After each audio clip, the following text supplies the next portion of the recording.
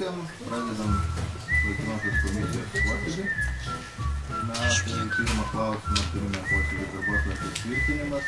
Gal mes turi kokių minčių, klausimų.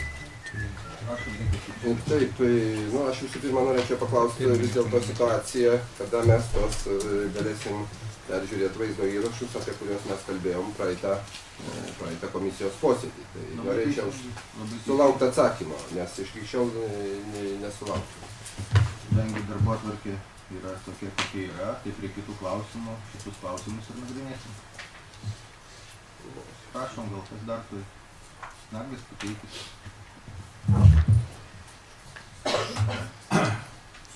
Dėl vakarykščio viešo antstolės ir prokuroro pareiškimo, kad jie jokiom aplinkybėm neduos medžiagos, aš siūlau šitą klausimą aptarti pirmų punktų ir priimti sprendimus, kreiptis atitinkamas įstaigas.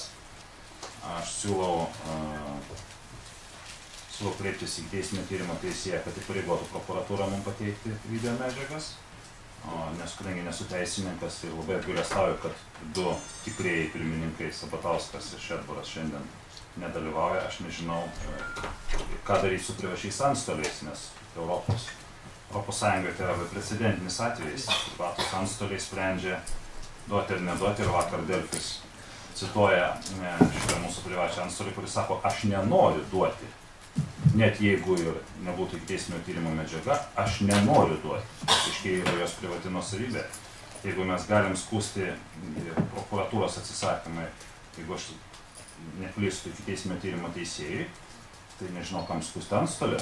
Gal reikia skųsti antstolių rūmum, gal reikia įstatymą taisyti ir deprivatizuoti tos antstolius. Ar įstatymą priimti įpareigojantį antstolę duoti tą video, nes aš neįsivaizduoju, kaip galima įspręsti šitą situaciją, nepamačius video, to labiau, kad kam mums čia duos tas žodiniai klausinėjimai ir žodiniai atsakymai, kad žinot, kažką duos. Ir trečias punktas, aš bet kokiu atveju siūlyčiau kviesti ir antstolę, ir prokurorą dar kartą apklausti, nes po procedūros, jeigu komisija pritartų mano kreipimus į teisminio tyrimo teisėją, tai mes per tą laiką, kol teisėjas nagrinėtų mūsų prašymą, mes galėtum jau klausti jo žodžių. Tai aš siūlyčiau šitos klausimus traukti į dienotvarkę ir svarstyti pirmų punktų, o tik tai po to tęsti klausinėjimą Venckienės. Ponas Ramonas. Ačiū labai, aš tik noriu, tada jeigu išėjo kalba apie tai, pasitikslinti. Aš jau praeitą kartą, už praeitą posėdį minėjau, aš kiek suprantu, čia visi vaidina didelius teisininkus. Aš tik noriu pasitikslinti, ta prasme, aš kiek suprantu, ne kaip teisininkas, kad gerbiama antstolė Vaicekauskienė ten filmuodama atliko faktinio aplinkybių konstatavimą. Aš taip suprantu. Pagal tai, jeigu taip yra faktinio aplinkybių konstatavimas, pagal tam tikrus įstatymus, ji turi registruoti savo internetiniam puslapyje registrę, ir tai turi būti visiems viešai matomi. Tuo labiau, aš kiek žinau, kad taip yra tokia praktika. Antstoliai faktinio aplinkybių konstatavimai visada yra dedamas į puslapį ir jų registrai, tai tu negali būti vieną dieną įdeda, kad nededa, nenori. Taip nėra. Kitas dalykas. Aš kiek suprantu, kad yra pateikta sąskaita, gerbiamam Venckienė. Jeigu yra pateikta sąskaita, už ją reikės užmokėti pinigus, tai kainuoja ir nuosavybė tas faktinio aplinkybių konstatavimas. Tai yra nuosavybė to žmogaus, kuris užmoka pinigus. Ir jam turi būti atiduoti, neduoti Vaicekauskienė, gal Venckienė turi. Atsiprašau, tai jį gali būti. Ir trečias dalykas. Aš pirmas per 8 metus esu komisijoje, ir čia kai kurie labai didžiuojasi, jie gerai viską išmano. Aš aiškiai matau, kad čia yra trūkumai. Sudaroma speciali komisija ir iš tos komisijos ir tuo pačiu iš Seimo yra tyčiavimas. Ką nori, tą daro. Tai vadinasi, seniai buvo aišku, kad reikia taisyti arba įstatymus, arba statutus, ar dar ką. Šiuo atveju ir kitu atveju, kaip čia gali ką nors pažiūrėti, reikia, ateina, kas nors parašo raštą, reikia aklai balsuoti. Nes nieko nežinom, viskas slapta, negalim pateikti, tai iki teisminio tyrimo medžiagoje ir taip toliau, ir taip toliau. Ir pabaigai. Jeigu jau taip išeis, labai gaila, kad mano visus pasiūlymus atmetė komisija. Jų reikės grįžti. Ne vienam, ką aš prašiau, tai neišvengiamai, jeigu jau neduoda ir mes nieko nematysim, tai kaip mes apsispręsim. Aišku, kai kurie gal žino, supranta, vėlgi noriu pasakyti, čia teisininkai yra, bet kaip žmogui apsispręsti, nieko nematant, paskaičius generalinio prokuroro raštą, tai čia ir neįmanoma. Tai be abejo, tada žiūrime į mūsų kaimyninę Rusiją, moralizuojam, kad informuojamos bylos ir taip toliau, tai čia yra dar baisiau. Tai aš tik tai tiek, matysim, kaip čia viskas dėliosis, bet tai dar reikia prašyti VSD medžiagos. Ar kitų, kažkas tai turi kažką, ar nežinau.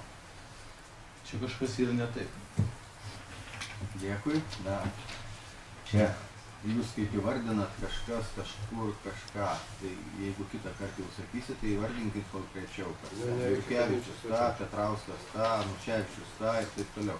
Bendrai kalbant, tai suprantu jūsų tokį susirūpinimą, bet ką mes kalbėjom dėl vaizdinės medžiagos, mes visą komisiją vienbalsiai balsavom už ir mes jos paprašėme. Tai šitie visi dalykai, kurie paklausimai ir atsakymai, tai bus prie kitų klausimų. Tai yra darbotvarkė jau šita patvirtinta, kad praeitam posėdį. Tai kolegos, gerbkim ir Neringos Venckienės laiką, todėl kad taip esam sutarę, taip pasitvirtinę. Ar galiu dar papildyti? Tada vienas klausimas. Atsiprašau. Tada vienas klausimas.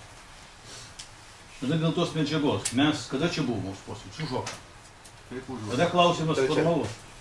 Jūs, kaip pirmininkas, pasirašėt raštus, įsiuntėt, užregistravot ir gavot oficialius jau atsakymus. Ar tik tai taip, čia yra per internetą bendraujat?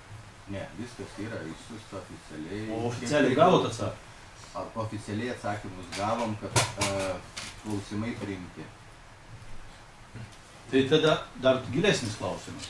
Jeigu mes neturime visų tų medžiagų, man, kaip komisijos narių, jos neperžiūrėjus, aš toliau turėsiu po jo ar peržiūrėjimo ar kitų pasakymų, aš iš karto konstatuoju ir noriu pasakyti, kad aš po to dar turiu klausimų ir gerbiamą Venckienę ir prokurorą. Tai posėdžių komisija tai nebaigė, čia mes dirbam ir dirbam, liek net nesbaigti.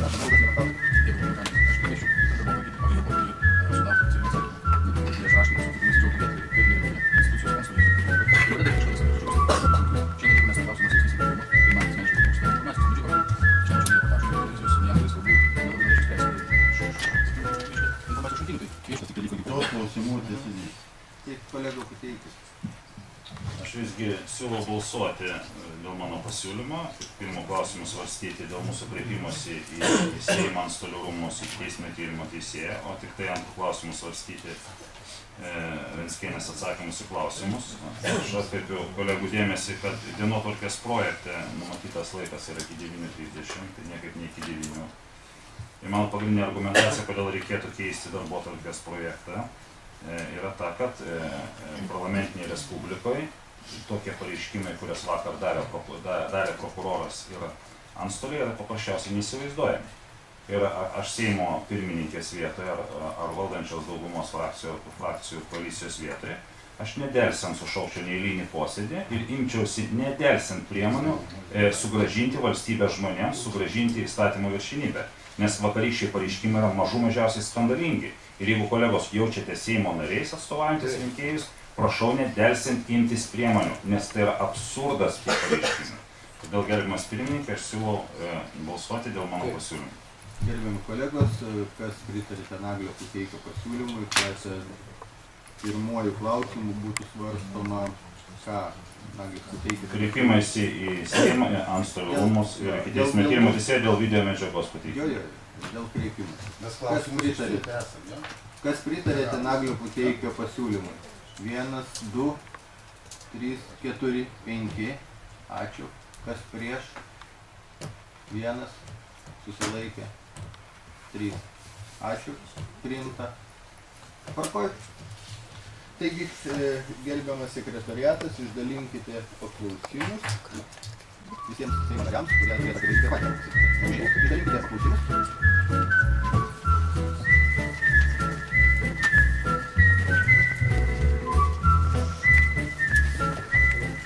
Po iškilmingo posėdžio kovo 11 salėje buvo įsiusta tiek elektroniniu paštu, tiek registruotu paštu. Elektroniniu paštu labai greitai buvo gauta atsakymai, kad paklausimai gauti.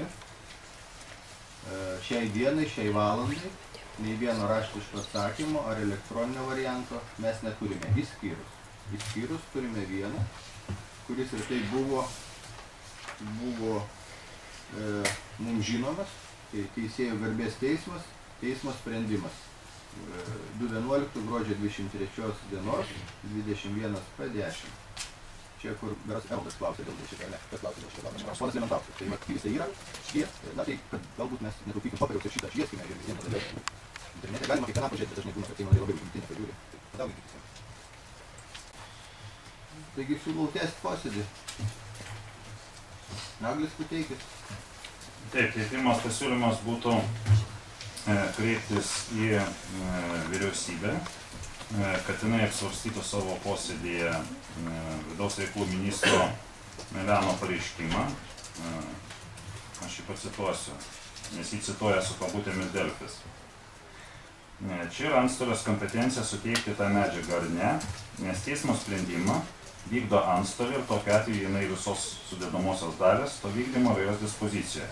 Tai jos sutikimu gali priimti kokį nors sprendimą, sako vidaus reikalų ministras Melenas. Policija yra vykdytoja antstolės nurodymų, tai jeigu antstolė nusprendžia, policija perduos. Aš siūlau kreiptis į vyriausybę, kad jinai sprendimu įpareigotų vidaus reikalų ministeriją vykdyti mūsų komisijos raštą. Tai yra mūsų komisijos raštas, mano galva, pagal laikinųjų komisijų įstatymą, yra aukštesnės galios negu antstolės nuomonė. Tai, o patį konkretų tekstą kreipimosi vyriausybei jau tada suformuluotų sekretariatas. Mūsų komisijos sekretariatas. Norėčiau sureaguoti į gerbiamo Puteikio pasiūlymą. Gerbiami kolegos, aš tik ką kartoju, kad raštai šitie paklausimai, tiek dėl vaizdinys, tiek dėl visų klausimų išsiųsti vakar. Keli valstybės tarnybos įstatymai, jeigu gerbiamas Seimo narys susipažinęs, 28 dienas turi netgi atsakymui parengti. Tai vienas dalykas. Antras dalykas, tai ne paskutinis posėdis ir mes nepriimsim šiandien galutinių sprendimų. Tai kaip, ponas Nagli, ar mano argumentai jūs neįtikina? Jeigu vidaus reikalų ministerija atsakytų laikinai komisijai, kad mes pateiksime atsakymą, apsispręsime ar duoti jų medžiagą ar ne po 28 dienų, tai būtų ketvirtas pasityčiojimas iš įstatymo, iš Seimo, nes mūsų terminas yra 20. Bet žinant, aš skaitau tokį Meleno pareiškimą, aš niekiek neabejoju, kad jis taip ir padarys. Todėl aš siūlau, reiškia, matant vidaus reikalų ministro gudravimus ir antstolės gudravimus, užbėgti šitiem gudručiam už akių ir kreipiantis viešai vyriausybę, paprašyti, kad jinai artimiausiam posėdį, tai yra trečiadienį, taip pat įpareigotų Meleną nedelsiant pateikti tą medžiagą. Gerbiamas kolega, jūs su išsireiškimais, gudručiai, ten spaudimai ir šaipimasi, susilaikykite, nes tai yra to labiau viešas posėdis ir mus klauso ne tik čia įrašant į įrangą, bet ir gyvi žmonės. Tai šitoj vietoj būkit geras. Įstatymas, aš jau pacitavau, kaip yra valstybės tarnyboje aprašyta susirašinėjimo laikas. Tai kodėl jūs galvojat, kad 20 yra posėdžio pabaiga? Komisija turi teisę prašyti Seimo pratęsti laiką. Jeigu nebus tinkamai išanalizuota medžiaga, kurios komisija klausia. Ar jums to reikia dabar vėl? Prašom, Naglis. Jo, tai pirmiausia dėl lingvistinių terminų semiotikos. Tai jeigu trys kalbininkai nusprendė, kad žodis jie yra trys pamežio teisėjai, tai šiuo atveju, gerbiamas pirmininkė, aš tai nekeliu problemos, kai jūs praeitą kartą mano pasiūlymus išreikalauti video pavadinote susireikšminimus. Tai aš galvoju, kad aš esu Seimo narys, aš taip suprantu konstituciją ir įstatymus, aš taip suprantu viešumą, jeigu aš matau, kad yra naudojama klasta ir išsisukinėjimai, aš tos dalykus ir vadinu tikraisiais vardais. Čia ne koks tai vienas balius, kur reikia laikytis etiketo. Reiškia, čia nėra aprangos ar kalbos kodo. Vadinkime daiktus tikraisiais vardais, tuo labiau, kad būtent dėl teisėjos